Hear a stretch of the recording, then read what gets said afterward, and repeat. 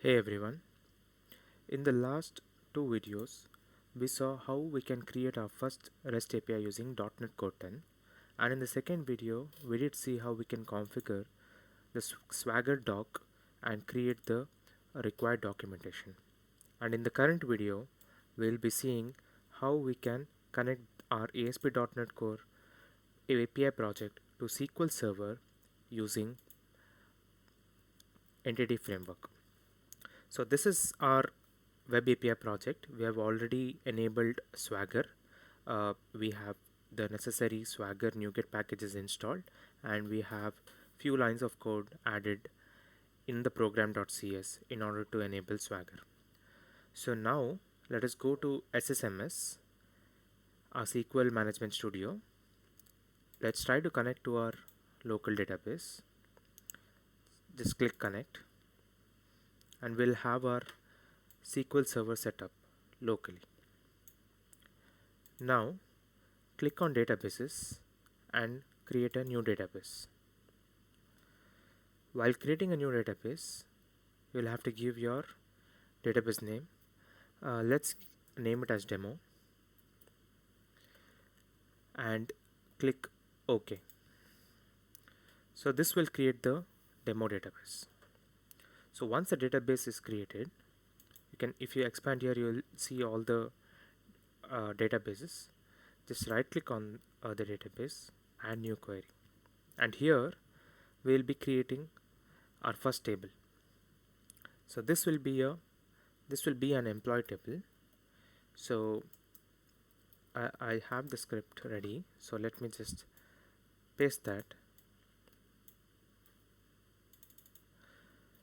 Yeah, so this will be an employee table which has an ID as a primary key. It has a full name which should not be null, email, and a isActive boolean. So let's just execute this. Select this and click execute. So it is done. So now let's check if we have the records in this.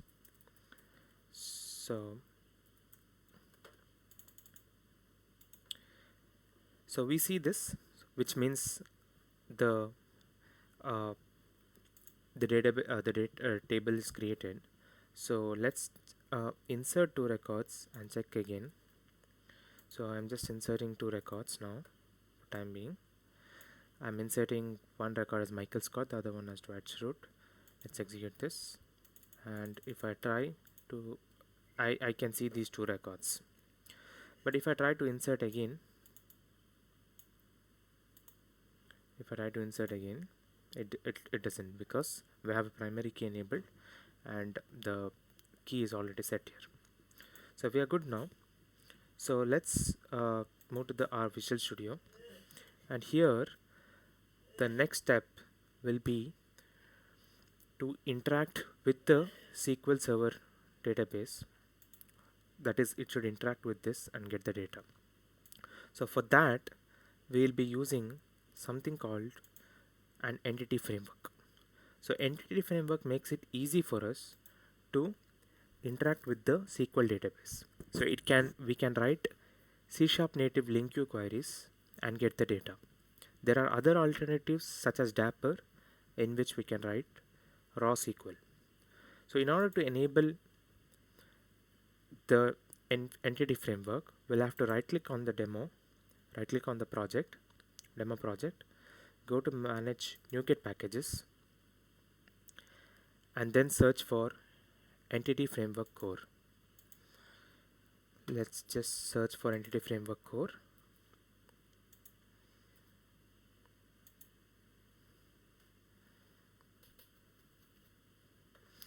So we can read more on this as to what entity framework does. There are two we need. One is entity framework core.SQL server. This is something that we'll have to install.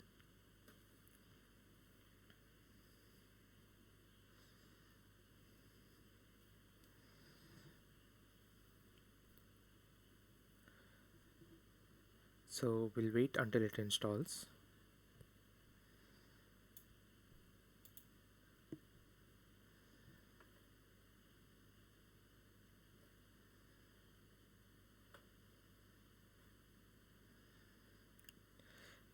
it will tell what all the updates it will do, and also what all it will install. Just click apply and accept. So if your .NET Core version is 10, even the Entity Framework Core will be 10. And there's one more that we need, that is Entity Framework.tools. This is to enable all this, that is add migration, drop database, get DbContext, Scaffold DbContext, and all that. So we'll be using Scaffold DbContext in the next part. Let's just install this as well.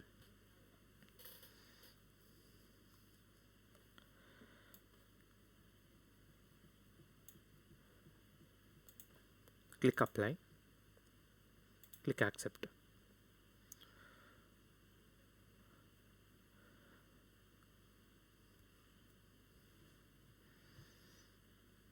So we'll have this as well installed. Now we can click on this project and we can see these two installed, Entity Framework .SQL Server, Entity Framework.tools. So which means that both the NuGet packages are installed.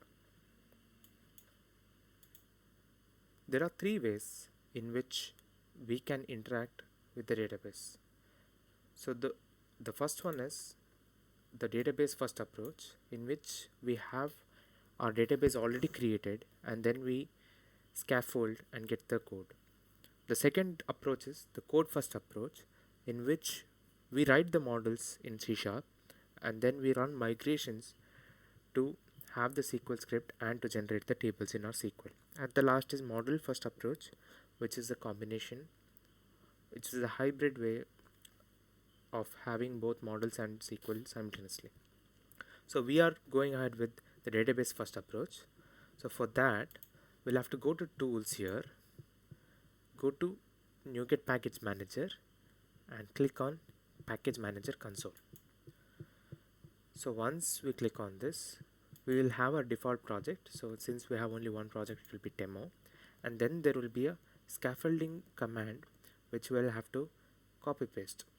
So I'll have the scaffolding command here. Let me just paste it here. It has the server details, which is a localhost, and the database, which is a demo SQL DB.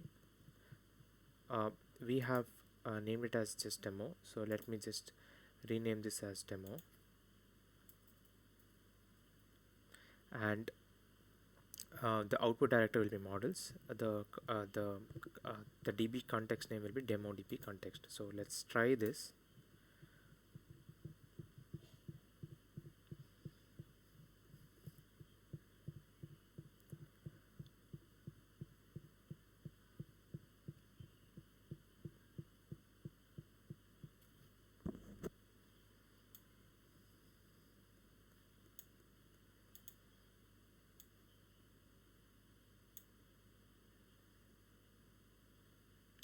So the build succeeded.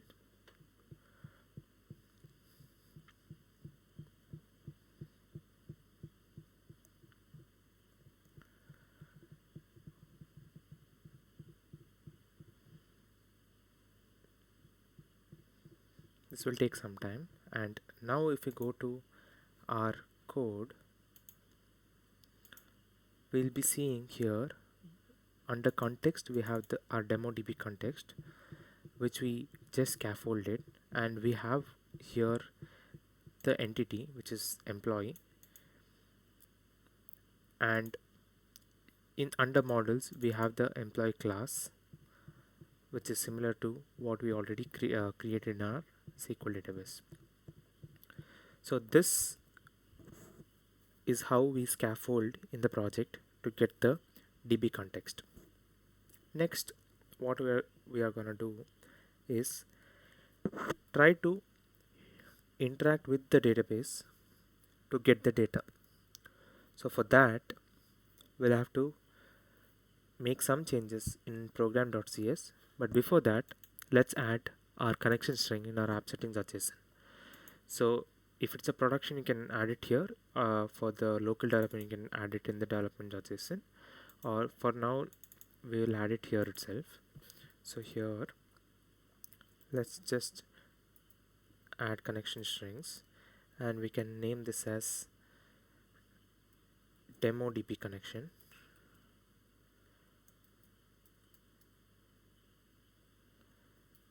Demo DB connection string, and we have our DB connection similar to what we pasted before. So our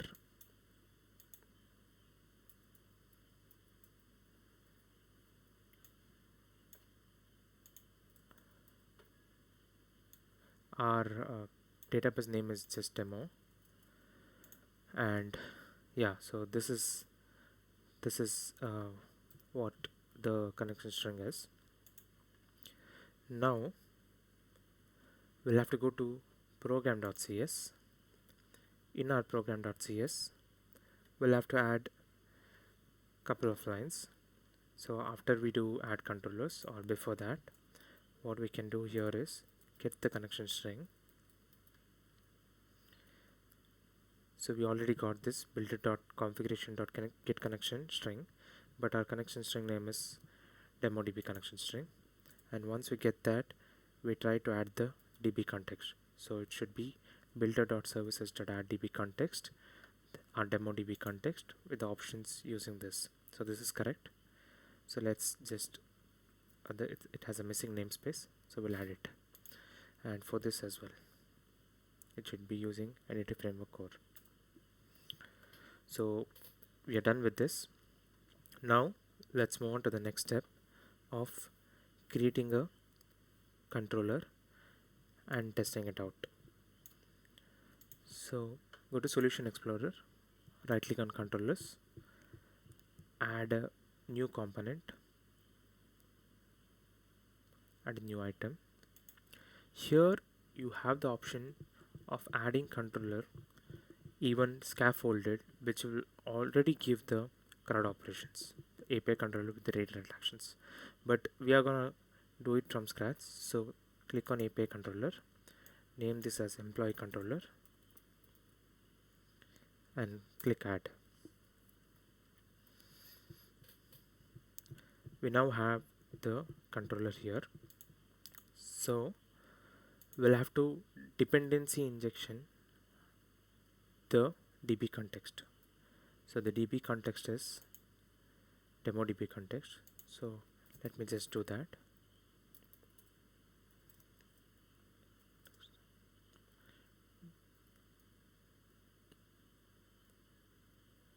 Okay, and now let's just try get employees.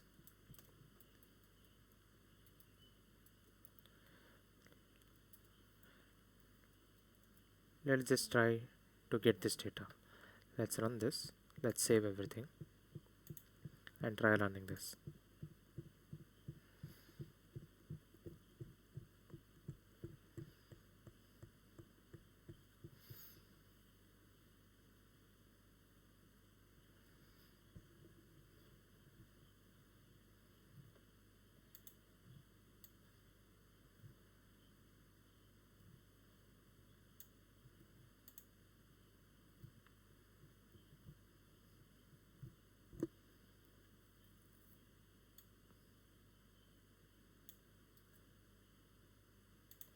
Let's try opening the Swagger.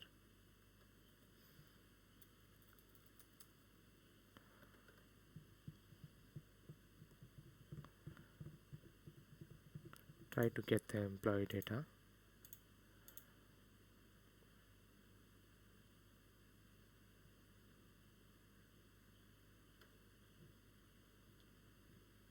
We finally do see that we get the employee data, the Michael Scott and Dwight Schrute, whatever we had inserted. And if we see the console here, we do see the command that it actually tried, which is select this from employee as E.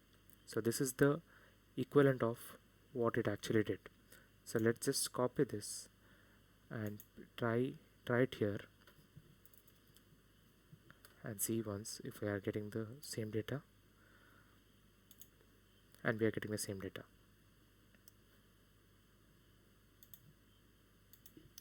Now that we have the get method working, let's also try to update, insert as well as delete. So first let's try to insert the data. We can also do this get by ID. So let's do that first, and then let's do HTTP post in which we are trying to create an employee. So we'll have to create an employee class. So let's just do that. So we can just create a employee DTO, which is a data transfer object.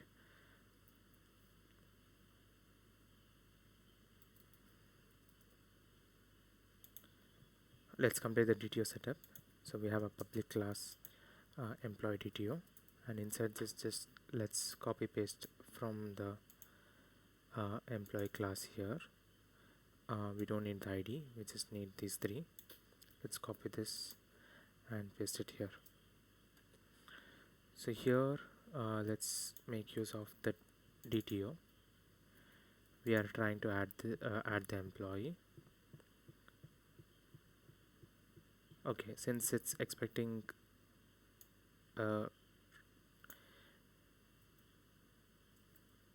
employee class, we can make use of that itself, but the best method is to use a DTO. But for now, let's just skip that part. And what we are doing here is synchronous, but we also have an option to do all of this asynchronously.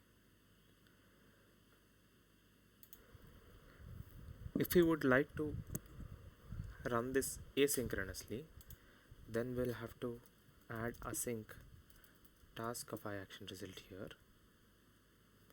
and then we can change this to save it asynchronously, and we can have this also added asynchronously.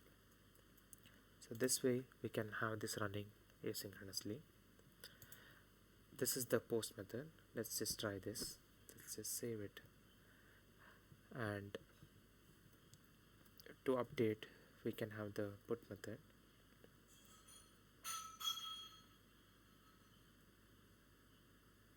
We can try with an ID, and this will be how we do an update, and the last would be delete.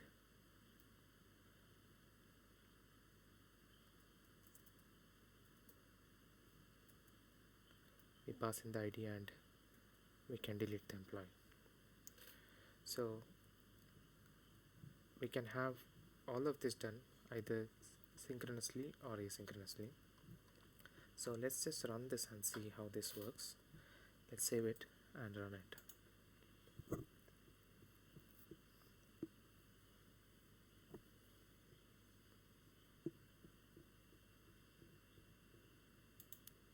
There's a build error. Let's just check that. Okay, we have a missing parenthesis.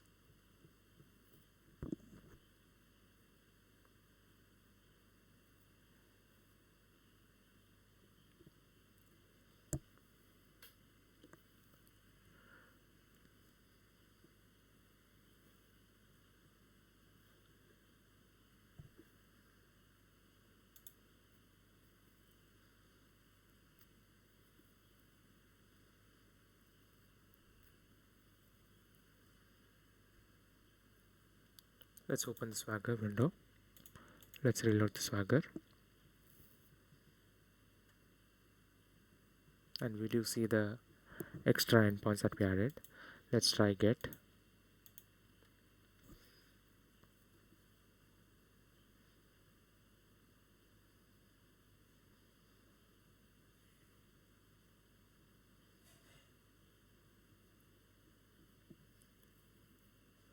We got the data. Let's try with ID. Let's try 1, and we do get the data of Michael Scott. Let's try to insert a new record.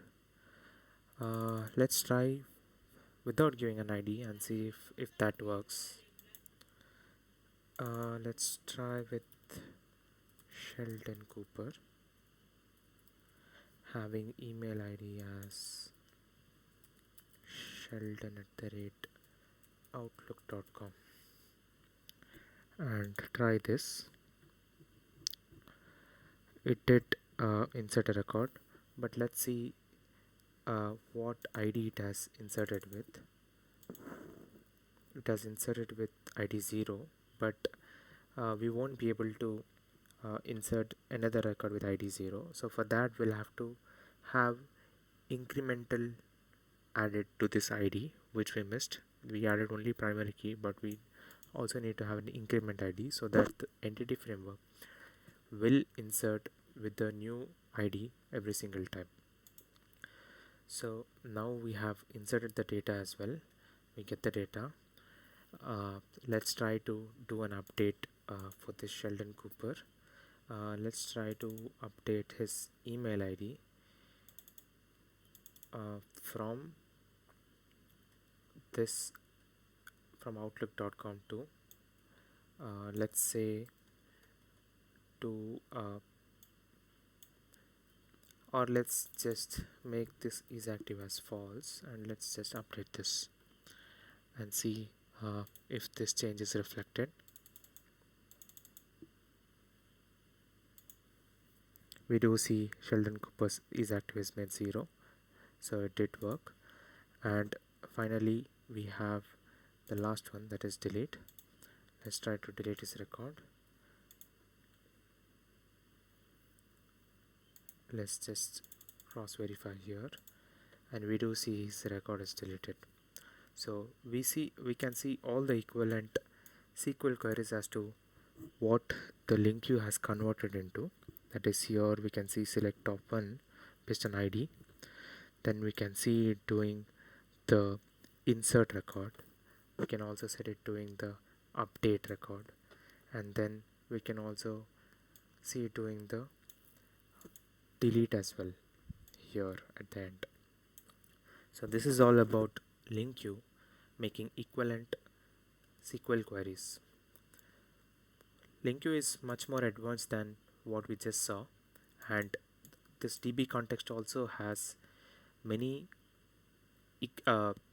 functions within this, and this employees is called a DbSet, and we have many different data tables also involved with this. If you want to learn this in depth, you can just head over to .netinterviews.com and look into the blog section, and we have few questions here which is commonly asked interview questions on entity framework and SQL, and you can go through those questions to have some understanding on this. So that's all for this video. We will come up with more advanced in the next one. Thank you.